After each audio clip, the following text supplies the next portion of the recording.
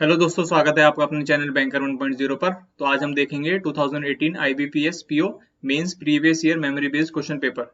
इसमें हम quant section देख रहे हैं, इसका डाटा एनालिसिस एंड इंटरप्रिटेशन। इसमें हमने दो पार्ट कवर कर लिए हैं। अगर आपने वो वीडियोस ना देखी हो तो उसके लिंक आपको डिस्क्रिप्शन बॉक्स और आई कार्ड में मिल जाएंगे। और इससे पहले हमने इसका रीजनिंग सेक्शन सॉल्व किया था, उसका भी लिंक आपको डिस्क्रिप्शन बॉक्स में मिल जाएगा। तो शुरू करते हैं आज की वीडियो।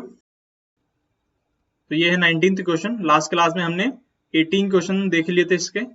इसमें क्वेश्चन है, there are 3 quantities provided in the question, you have to find out the values of the quantities and compare them according to the given codes. यहाँ पर एक कोड्स गिवन है, ये greater than, less than, greater than, equal to, less than, equal to और equal to का इसमें example दिया हुआ है। हम इसमें डायरेक्ट अपना क्वेश्चन देखते हैं। पहला, इसमें फर्स्ट क्वांटिटी है 360 m पावर 7 और n की पावर 9 अपॉन में 120 और m की पावर -2 है तो ये ऊपर चली जाएगी और नीचे है ये n की पावर क्यूब इंटू 24, ये माइनस है तो नीचे चला जाएगा m की पावर 4 और ये n की पावर 4 ऊपर। और इसमें गिवन है m जो है ग्रेटर देन 0 है और n लेस देन 0 है। इसे सॉल्व करें अगर तो ये जाएगा 3 टाइम्स और ये कटेगा, यहाँ पे बचेगा 6 और यहाँ पर जाएगा 4, तो ये 2 इधर से गया और ये 5 बचा, तो ये बचा 3। m की पावर इधर 5 है और n की पावर इधर 6 है और इधर 4 है। मल्टीप्लिकेशन में सेम बेस अगर हो तो पावर ऐड हो जाती है, तो ये हो जाएगा 10। अब ये m जो है ये ग्रेटर देन 0 है, मतलब m एक पॉजिटिव नंबर है तो उसकी कोई भी पावर होगी वो पॉजिटिव रहेगी, और n एक नेगेटिव नंबर है लेकिन नेगेटिव की पावर इवन वो पॉजिटिव ही आएगी, तो ये वैल्यू जो है ये होगी ग्रेटर देन 0, मतलब पॉजिटिव वैल्यू होगी। सेकंड क्वांटिटी देखते हैं।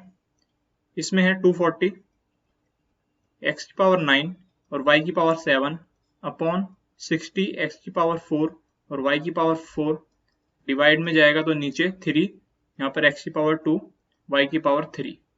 इसे सॉल्व करेंगे, ये जाएगा 4 टाइम्स और यहाँ पर है x की पावर 4, तो ये बचेगा यहाँ पर 5 और ये y की पावर ये 3 और ये 3 6, तो ये बचेगा यहाँ पे 1। तो इसकी वैल्यू बची 4/3, यहाँ पर x, यहाँ पर 5 है और ये 2 है तो x की पावर 7 और y की पावर 1। अब इसमें x लेस देन 0 है और y भी लेस देन 0 है, मतलब दोनों नेगेटिव है। नेगेटिव की पावर ऑड नेगेटिव आएगा, लेकिन दो नेगेटिव की मल्टीप्लिकेशन जैसे माइनस माइनस प्लस होता है तो ये वैल्यू पॉजिटिव आएगी, तो ये भी ग्रेटर देन 0 होगा। अब हम देखेंगे थर्ड क्वांटिटी 48 a की पावर 8 b की पावर 12 इंटू 5 a की पावर 3 अपॉन b की पावर 4 इंटू 1/6 a की पावर 6 और b। अब इसे सॉल्व करें, यहाँ पे b 4 है और यहाँ पर 1 है, ये टोटल हो गया b 5, यहाँ पर बचा 7, यहाँ पर a 6 है, यहाँ पर 3 गया और यहाँ पर गया 3, a बचा 5 और ये 6 अड़ते 48, तो ये वैल्यू आई 8। a की पावर इधर 5 है और b की पावर आई 7। अब यहाँ पर a ग्रेटर देन 0 है, मतलब पॉजिटिव है, तो ये तो पॉजिटिव ही रहेगा, लेकिन b जो है, लेकिन b नेगेटिव है। नेगेटिव की पावर ऑड, ये नेगेटिव आएगी तो ये वैल्यू होगी लेस देन 0, मतलब यहाँ पर जो क्वांटिटी 1 है, क्वांटिटी 2 है और क्वांटिटी 3 है। तो क्वांटिटी 3 ये है नेगेटिव, ये पॉजिटिव और ये पॉजिटिव, तो पॉजिटिव वैल्यू हमेशा 3 से बड़ी होगी, तो यहाँ पर आएगा ये एट द रेट। लेकिन ये दोनों पॉजिटिव हैं, लेकिन हमें एग्जैक्ट वैल्यू नहीं पता है एक्स वाई की और यहाँ पर एम एन की, तो इसमें हम रिलेशन फाइंड आउट नहीं कर सकते, तो यहाँ पर आएगा हैश। तो हमारा आंसर हुआ हैश और at the rate B option. Next 20th question, p q r and n are positive integers और ये इसमें क्वांटिटी 1 2 3 गिवन है। इसमें क्वांटिटी 1 देखें, यह है p प्लस एन का whole square minus p minus n का whole square upon 8pn bracket में p प्लस एन का whole square is equal to 1। अब इसमें p plus n whole square minus p minus n whole square ये होता है 4pn upon में 8pn bracket p plus n का whole square is equal to 1, इससे ये कटेगा ट्वाइस, इसे सॉल्व करेंगे क्रॉस मल्टीप्लीकेशन से, तो p प्लस n का whole square is equal to 1/2, ये देगा p plus n is equal to 1/√2, और ये जो हमारे पास क्वांटिटी 1 है ये है p की टर्म में, तो p की वैल्यू हम निकालेंगे 1/√2 माइनस n। क्वांटिटी 2 देखें, q प्लस n का whole cube minus q minus n का whole cube upon n square plus 3q square का whole square is equal to 1/8n।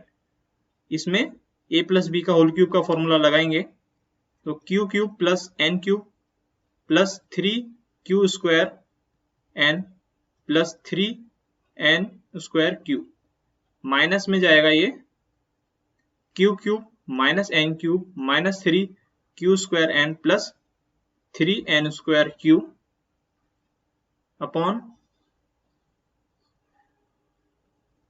n square plus 3q square का whole square is equal to 1/8n। इसे solve करेंगे, ये q cube ये इससे cancel out हो जाएगा, n क्यूब और ये माइनस n क्यूब, ये माइनस लेकिन एक बाहर भी है, तो ये हो जाएगा प्लस का 2n क्यूब, और ये 3q स्क्वायर n ये माइनस माइनस प्लस, ये हो जाएगा 6q स्क्वायर n, और ये प्लस 3n स्क्वायर क्यूब, और ये माइनस प्लस ये माइनस का हो जाएगा, तो ये कैंसिल आउट हो जाएगा। इसमें अगर हम 2n कॉमन लें तो ये बचेगा n square plus 3q square, और नीचे इसमें n square plus 3q square का होल स्क्वायर है, तो ये इससे कट जाएगा, और ये है 1/8n। क्रॉस मल्टीप्लीकेशन करेंगे तो ये 8n ये हो जाएगा 16n square is equal to n square plus 3q square, ये इधर जाएगा 15n स्क्वायर, और ये 3 5 जा 5n square is equal to q square, इसमें q की वैल्यू आएगी इज इक्वल टू √5n। यह है क्वांटिटी 2। अब अगर क्वांटिटी थर्ड देखें, इसमें रूट ब्रैकेट में r plus n plus root r minus n upon root r plus n minus root r minus n is equal to 2। अगर हम क्रॉस मल्टीप्लीकेशन करेंगे तो ये इधर जाएगा, ये हो जाएगा twice of root r plus n minus twice of root r minus n। अब एक प्लस इधर है और इधर है ट्वाइस, तो ये उधर जाके बनेगा root r plus n is equal to, और ये एक माइनस है और यहाँ पर ये माइनस में आएगा ट्वाइस, तो ये इधर आके बन जाएगा प्लस का 3 root r minus n। Root को हटाने के लिए स्क्वायर करेंगे, बचेगा r plus n is equal to 9 r minus n। इसे सॉल्व करेंगे, r plus n is equal to 9r minus 9n। r की टर्म में वैल्यू निकालनी है, इधर जाएगा 8r और इधर ये आएगा 10n, तो r इज इक्वल टू हो जाएगा 10n/8। अब क्वांटिटी 1, क्वांटिटी 2 और क्वांटिटी 3 में कंपैरिजन कर लीजिए। तो क्वांटिटी 1 में है 1/8n, क्वांटिटी 2 है √5n और क्वांटिटी 3 है ये 10/8n। इसमें n सब में कॉमन है और ये सारे पॉजिटिव इंटीजर है, तो n की वैल्यू कुछ भी मान सकते हैं हम, 1 ले लीजिए, तो ये 1/8 है, तो ये है 1/8, ये √5 और ये 10/8। अब इसमें हम देखें फर्स्ट और 2 में, ये 1/8 और ये √5 जो है ये 2 पॉइंट समथिंग होता है, तो इसमें क्वांटिटी 2 बड़ी होगी। अब 2 और 3 में देखें तो ये है √5n और ये है 10/8n, इसमें √5 की वैल्यू 2 पॉइंट समथिंग है और ये 10/8 ये आएगा 1/25, तो इसका मतलब क्वांटिटी 2 बड़ी है। तो इसमें सिंबल्स आएंगे लेस देन का है एंड और ये है एट द रेट, मतलब एंड और एट द रेट, ये है हमारा ऑप्शन डी। क्वेश्चन नंबर 21, इसमें क्वांटिटी फर्स्ट देख लीजिए। एक coaching teacher asked a question to 3 students A, B and C and probability of question not being answered by 3 students is 0.5, 0.4, 0.7. Find the probability that at most 2 students will solve the question. तो इसमें हमें probability निकालनी है कि ज्यादा से ज्यादा at most 2 students इसका आंसर कर देंगे या सॉल्व कर देंगे क्वेश्चन को। एट मोस्ट का मतलब होता है या तो कोई भी स्टूडेंट नहीं करेगा, या इनमें से एक स्टूडेंट सॉल्व करेगा, या 2 करेंगे, बस मतलब तीनों नहीं कर सकते, ज्यादा से ज्यादा 2 कर सकते हैं। और जैसे हमें पता है प्रोबेबिलिटी जो होती है, प्रोबेबिलिटी की मैक्सिमम वैल्यू होती है 1, तो टोटल की वैल्यू हुई 1। अब इसमें हम माइनस कर दें प्रोबेबिलिटी ऑफ 3, ये तीनों सोल्व कर देंगे तो 1 में से तीनों की माइनस कर देंगे तो 0 1 2 इसका आंसर आ जाएगा। तो हम इसमें कर देंगे प्रोबेबिलिटी ऑफ ऑल सॉल्विंग, तो ये क्या होगी 1 माइनस ए की है 0.5, ये है नॉट बीइंग आंसर, तो 1 माइनस 0.5 0.5, 0.4 तो 1 माइनस 0.4 ये होगा 0.6, और सी की होगी 1 माइनस 0.7 0.3। इसे सॉल्व करें 1 माइनस 6 पंजे 30, 30 दिया 90, और इसमें 3 के बाद 0, तो ये आएगा 1 माइनस 0.09 मतलब 0.91। ये हमारे पास क्वांटिटी 1 आई। क्वांटिटी 2, एक बैग में 5 ग्रीन है 7 रेड बॉल है। If 3 ball drawn at random from bag then find the probability of getting at least 1 green ball. तो एट लीस्ट का मतलब क्या होता है? एट लीस्ट का मतलब होता है कम से कम एक ग्रीन बॉल होगी। अगर 3 बॉल रेंडमली निकाली जाती हैं तो उसमें से एक बॉल जो है ग्रीन होगी, तो कम से कम एक तो होगी, लेकिन 2 भी हो सकती हैं और तीनों भी हो सकती हैं, 0 नहीं होगी। तो इसलिए हम इसे सॉल्व करेंगे 1 माइनस, इसमें प्रोबेबिलिटी निकाल लेंगे नो ग्रीन बॉल की। अगर नो की प्रोबेबिलिटी को माइनस कर देंगे तो 1 2 3 मतलब एक बॉल, 2 बॉल या तीनों बॉल ग्रीन हो सकती हैं, उसकी प्रोबेबिलिटी आ जाएगी। तो ये होगी 1 माइनस, अब no green ball, no green ball का मतलब सारी बॉल जो है रेड होंगी। तो हमने ये जो 7 जो रेड है इसमें से हमने चूज किए हैं 3 बॉल, और टोटल जो है 12, 7 5 12, इसमें से 3 निकाली है। तो favourable outcomes upon total number of outcomes, combination लगाते हैं चूज करने के लिए और परम्यूटेशन होता है अरेंज के लिए। अब इसे सॉल्व करेंगे 1 माइनस ये होता है 7 और ये नीचे 3 है, तो 7 को उल्टा लिखेंगे 3 बार, 7 इंटू 6 इंटू 5 अपॉन में 3, अपॉन में 3 का फैक्टोरियल आता है लेकिन दोनों में नीचे 3 है तो आपस में कैंसिल आउट हो जाएगा। ऐसे हम नीचे करेंगे, 12 को 3 बार लिखना है उल्टा, 12 11 इंटू 10 मतलब 3 बार डिक्रीजिंग ऑर्डर में लिखना है, और ऊपर नीचे जो 3 फैक्टोरियल बचेगा वो कैंसिल आउट हो जाएगा। अब इसे सॉल्व करें, 5 2 जा 10, 2 3 जा एंड 3 4 जा, ये आएगा 1 minus 7 upon 44 is equal to 44 में से 7 गए 37/44।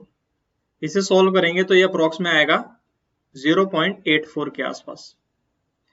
थर्ड क्वांटिटी देख लेते हैं।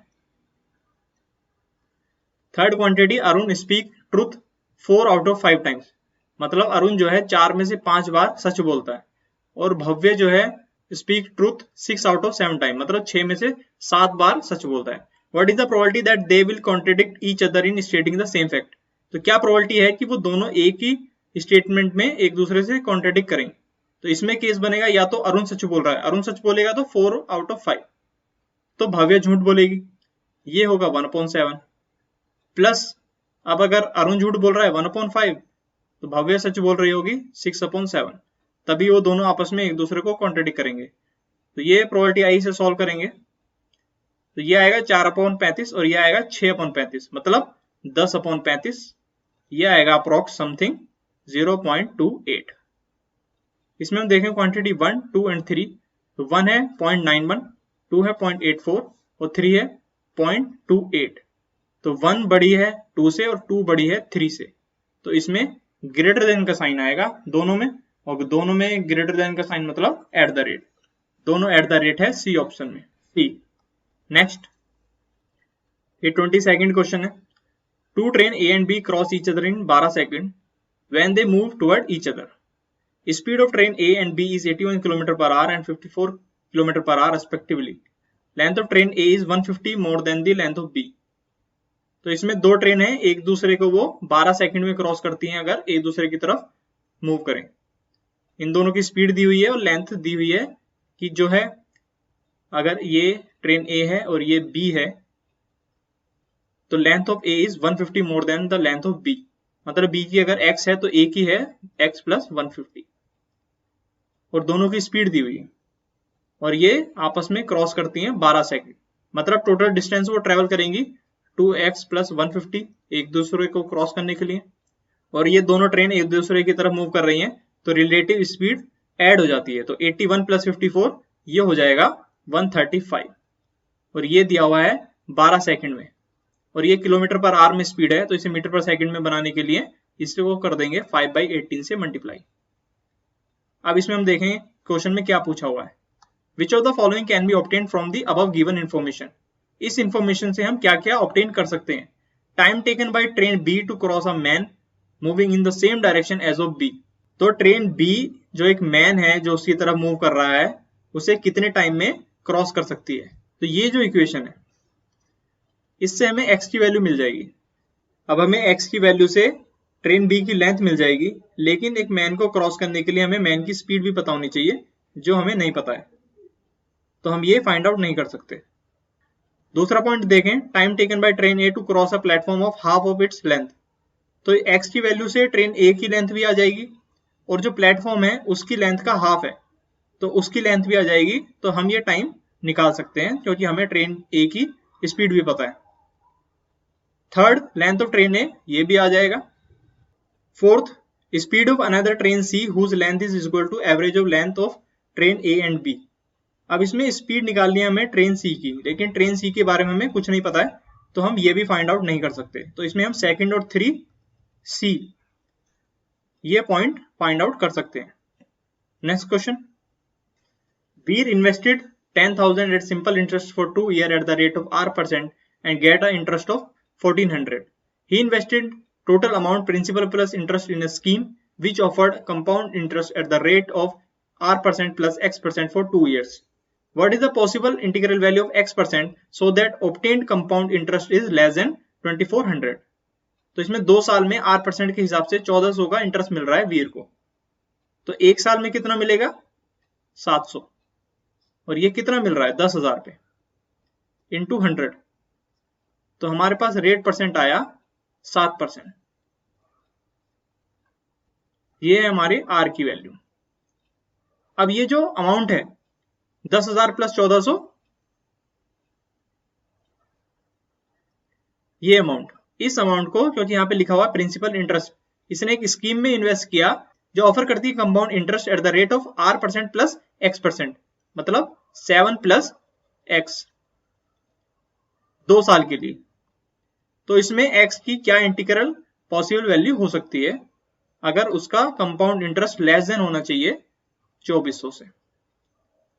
अब कंपाउंड इंटरेस्ट में इंटरेस्ट पे इंटरेस्ट लगता है, तो अगर हम कुमुलेटिव इंटरेस्ट निकालना चाहें 2 साल के लिए, मान लीजिए कोई A% रेट है तो 2 साल के लिए ये होगा A plus A into A upon 100 percentage, ये इसमें कुमुलेटिव इंटरेस्ट बनेगा हमारा। अब इसमें हम वैल्यू पुट करके देखें, अगर हम इसमें 1 पुट करें, पहला केस अगर 1 पुट करें तो ये हो जाएगा 8, तो 11400, तो इसका हम निकालेंगे 8% के हिसाब से 2 साल के लिए क्या कुमुलेटिव कंपाउंड इंटरेस्ट बनेगा। ये होगा 8 प्लस 8 प्लस 8 8 64 अपॉन 100, तो ये बनेगा 16.64%। इसे सॉल्व करेंगे 11400 इंटू 1664 अपॉन 0000, ये 0 से 0 गया। अब 1664 मल्टीप्लाई 114, इसे लिख सकते हैं हम 1664 इंटू 100 प्लस 14, तो ये हो जाएगा 166400 और 14 की इससे मल्टीप्लीकेशन करेंगे, 14 चौका 56, 5 14 छंग 84, 5 89, 8 14 छंग 84 और 8 92, 9 14 एकन 14 और 9 23, ये बचेगा 6 9 6 9 8 1 और 2 के बाद पॉइंट, मतलब 1896, मतलब अप्रॉक्स 1900, तो ये 2400 से छोटा है, तो इसमें 1% भी हो सकता है। इसमें 2% अगर पुट करें, दूसरा केस 11400 इंटू 2% में हो जाएगा ये 7 2 9 9 18.81%। अब 11400 इंटू 18.81, इसे अगर 19 के अप्रॉक्स में लें तो 114 इंटू 19, तो 114 जो होता है ये होता है 19 इंटू 6। तो एक यहाँ पर ये 19 ले लिया हमने, तो ये होता है 19 का स्क्वायर 361 इंटू 6, तो ये कितना आएगा 6 6 36, 3 6 18, 3 21, और ये 2 0 से 2 0 कट जाएंगे, तो ये भी 2400 से कम है।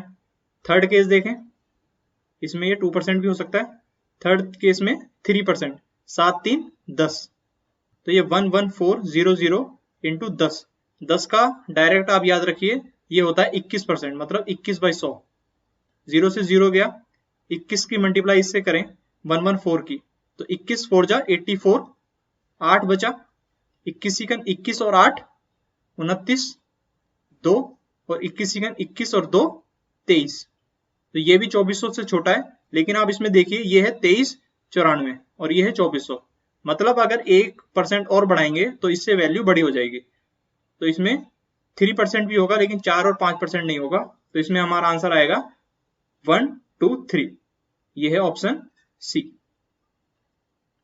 तो ऐसे आप अप्रोक्सीमेशन करके और अपना कैलकुलेशन इजी करके भी चेक कर सकते हैं।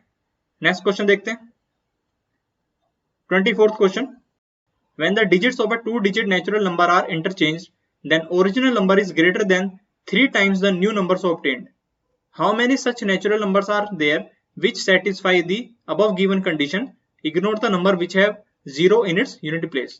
तो ये 2 डिजिट नंबर अगर हम लिखें जनरल फॉर्म में तो ये बनता है 10x प्लस y से, लेकिन इसमें हमने लिखा है कि जब हम डिजिट को इंटरचेंज कर देते हैं 2 डिजिट नंबर में, तो जो ओरिजिनल नंबर है वो ग्रेटर है than 3 times the new number so obtained. तो मतलब इसकी डिजिट अगर इंटरचेंज कर दें, ये 10y प्लस x कर दें, तो जो ओरिजिनल नंबर है ये ग्रेटर देन है 3 टाइम्स ऑफ जो हमारे पास नया नंबर फॉर्म होगा। अब इसमें हमें देखना है कि how many such natural number are there which satisfy the above given condition. तो पहले से सॉल्व कर लीजिए, ये होगा 10x plus y greater than 30y plus 3x, ये इधर जाएगा ये बचेगा 7x, और ये इधर जाएगा ये बचेगा ग्रेटर देन 29y। अब इसमें देखिए ये जो y है हमारे पास यूनिट डिजिट, यूनिट डिजिट में 1 से लेके हम 9 तक वैल्यू लिख सकते हैं, और 0 हमें नहीं लेना है क्योंकि ignore the number which have 0 in its unit place.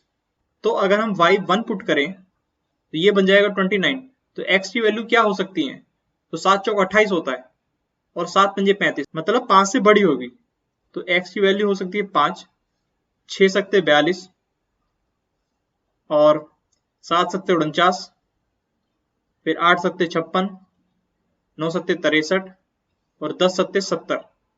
तो ये तो बड़ा हो जाएगा, लेकिन अगर यहाँ पे 10 इंटू 10 हो जाएगा तो ये हो जाएगा 100, ये 3 डिजिट नंबर बन जाएगा, तो इसलिए 9 तक वैल्यू लेंगे। अब अगर हम y2 पुट करें तो y2 पुट करेंगे तो ये बन जाएगा 58, 58 से बड़ी वैल्यू क्या हो सकती है, 7 8 56 होता है, 7 9 63, x हो सकता है 9, 10 नहीं हो सकता क्योंकि 10 पे ये 3 डिजिट नंबर बन जाएगा। और इससे अगर y की वैल्यू 3 पुट करके देखें, 3 पुट करेंगे तो ये आएगा 87, इसके लिए हमें x की वैल्यू 10 से ज्यादा पुट करनी पड़ेगी, तो ये केस हमारा नहीं बनेगा। तो इसमें हमारे ऐसे कितने नंबर फॉर्म हो सकते हैं, तो ये हैं 3 2 5 और एक 6 नंबर फॉर्म हो सकते हैं, बी आंसर। आई होप आपको समझ आया होगा ये क्वेश्चन। अगर कोई डाउट है इस क्वेश्चन में या किसी भी क्वेश्चन में तो आप कमेंट बॉक्स में पूछ सकते हैं। नेक्स्ट क्वेश्चन देखते हैं, तो ये क्वेश्चन है 25 to 28। Data is provided for 3 months for a water tank whose capacity is 6 lakh to provide continuous water supply to a building. तो इसमें 3 मंथ का डाटा दिया हुआ है एक वाटर टैंक का जिसकी कैपेसिटी है 6 lakh. Water tank is first completely filled, तो स्टार्टिंग में वाटर टैंक फिल है, then it gets completely emptied to supply water in a building. It supplies water continuously to the building and refilled again and again to provide continuous supply. In the building there are 40 flats in which all flats may or may not be completely occupied in the given 3 months. तो 40 flat हैं, लेकिन ये जरूरी नहीं है कि इन 3 महीनों में 40 के 40 फ्लैट फिल हो, मतलब उनमें कोई रहता हो, कुछ फ्लैट खाली भी हो सकते हैं। तो जो फ्लैट खाली होंगे वहां पे पानी की जरूरत नहीं पड़ेगी। अब इसमें नवंबर, दिसंबर, जनवरी की इंफॉर्मेशन दी हुई है। तो 25 क्वेश्चन पढ़ते हैं। In November tank has to be filled how many times? नवंबर में टैंक को कितनी बार भरना पड़ेगा? तो टैंक स्टार्टिंग में फिल होता है, फिर वो खाली होता है, और जब वो पूरा खाली हो जाता है तब उसे हम रिफिल करते हैं। अब इसमें नवंबर का जो डाटा है, each flat is filled with a tap from which rate of flow of water is 250 litre per hour and only 50% flat are occupied in November. Water tank provide continuous water supply to these tap in whole month. तो only 50 flat जो है वो occupied है नवंबर में। तो total है 40, उसके 50% हो गया 20 इनटू, और इसमें जो rate of flow of water है ये है 250। अब लेकिन हमें ये नहीं पता है कि ये कितने घंटे चलने के बाद एक टैंक खाली हो जाता है।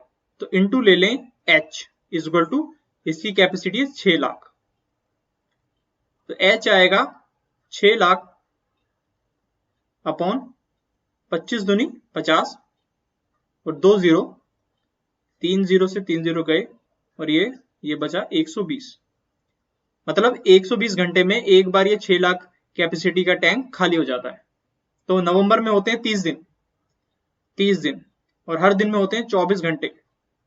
तो इसमें 120 के कितने पेयर बनेंगे? अपॉन 120, तो 30 चौका और 4 छिंग 24, मतलब 6 बार हमें टैंक को रिफिल करना पड़ेगा। तो इसका आंसर होगा B, 6 times. Next question, what is the value of A%? A% की वैल्यू क्या है? A% है हमारे पास दिसंबर में। In this month 30 flat are occupied, 30 flat occupied है and tank get emptied after 1/6, मतलब 25/6 दिन बाद टैंक खाली हो जाता है। Rate of flow from one tap in December is A% more और less than rate of flow from the one tap in November. तो रेट ऑफ फ्लो निकालना है पहले दिसंबर में। तो 30 फ्लैट ऑक्यूपाइड है और ये खाली हो जाता है 4 से 1/6 दिन में, मतलब 25/6 दिन में। मतलब 30 फ्लैट ये खाली होते हैं 25/6 दिन में और हर दिन में होते हैं 24 घंटे, और इनका ले लीजिए रेट ऑफ फ्लो और इसकी कैपेसिटी है एक बार की 6 लाख। तो इसमें आर की वैल्यू निकालेंगे हम, तो 6 पंजे 30, 24 पंजे 120, 120 से अगर काटेंगे तो 1 0 जाएगा और 12 पंजे 60, 1 2 3 और 25 से देखेंगे तो 25 दूनी 50, 0 0, तो ये आएगा 200 लीटर पर आवर। अब हमें क्या निकालना है? जो A% है, ये A% की वैल्यू आई, तो A% कितना ज्यादा या कम है rate of flow from one tap in November. तो नवंबर में था ये rate of flow 250 litre per hour, तो ये इससे जो है 50 कम है, अपॉन में आएगा 250, क्योंकि नवंबर के कंपैरिजन में देखना है, into 100।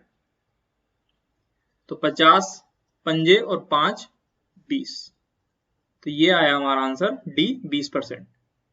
Now 27th question, what is the value of B%? तो B% की वैल्यू ये है जनवरी में। Rate of flow water from the tap is same as the November. Rate of flow जो है हमारा वो है 250 litre per hour and get emptied after supplying water to building to 100 hour, और खाली हो जाता है एक बिल्डिंग को 100 घंटे तक पानी सप्लाई करने में। तो number of flats occupied in January is B%। तो B% जो है फ्लैट जनवरी में ऑक्यूपाई है। अब इसमें निकालिए, तो हम मान लेते हैं बी फ्लैट्स हैं, इनटू 250 इनका फ्लो दिया हुआ है और 100 घंटे में खाली हो जाता है, और ये कैपेसिटी है 6 लाख की। तो बी की वैल्यू आएगी, ये 3 से 3 0 गए और ये 25 से गया, 25 दूनी 50, 25 चौक 100, 24। तो 40 में से 24 फ्लैट ऑक्यूपाई है इसमें, इनटू 100। तो ये 4 4 4 छंग 24 और ये 0, ये आएगा 60%। तो हमारा आंसर आएगा ये D, 60%। Next question, in October efficiency of each tap decrease by 20%। अक्टूबर में जो है हर टैप की एफिशिएंसी 20% कम हो गई due to leakage as compare to efficiency of November, and capacity of tank is reduce to 80%, और टैंक की कैपेसिटी भी यहाँ पर ये है 2, मतलब 80% हो गई, और इसमें है बाय 20% से, और ये है 2। In how many hours tank will be emptied in October if total occupied flat in October is equal to number of occupied flat in December, तो कितने घंटे में टैंक खाली हो जाएगा अक्टूबर में। और ऑक्यूपाइड फ्लैट जो है अक्टूबर में ये दिसंबर के बराबर है, तो दिसंबर में थे हमारे पास 30 फ्लैट, तो दिसंबर में 30 फ्लैट है और नवंबर में रेट ऑफ फ्लो था 250 लीटर पर आवर, और ये जो है डिक्रीज बाय 20%, 20% डिक्रीज हो गया, मतलब कितना बचा 80%, 80% बचा, इनटू कितने घंटे में खाली होगा इज इक्वल टू कैपेसिटी कितनी है 6 लाख, लेकिन ये कैपेसिटी भी 80% पे रिड्यूस हो गई, मतलब ये 100 से अब 80% हो गई। यहां पर है बाई 20%, मतलब 20% की कमी आ गई, 100 में से 20 मतलब 80, और यहाँ पर रिड्यूस टू 100 से 80, तो यहाँ पर ये इससे ये कैंसिल आउट हो गया। यहाँ पर ये 30 दूनी 60, 1 2 3 4, ये 0 से 0 गया, और ये होगा 25 8 200 0, कितना आएगा 80 आर ई ऑप्शन। तो आज की क्लास को यहीं एंड करते हैं, इससे बाकी के क्वेश्चन देखेंगे हम नेक्स्ट पार्ट में, और उसके बाद हम स्टार्ट करेंगे 2019 का प्रीवियस ईयर क्वेश्चन पेपर। अगर ये सीरीज आपको हेल्पफुल लग रही है और ये वीडियो अच्छी लग रही है तो इस वीडियो को लाइक कीजिए, शेयर कीजिए और चैनल को सब्सक्राइब कीजिए। हम मिलते हैं आपको नेक्स्ट वीडियो में। Till then thank you for watching.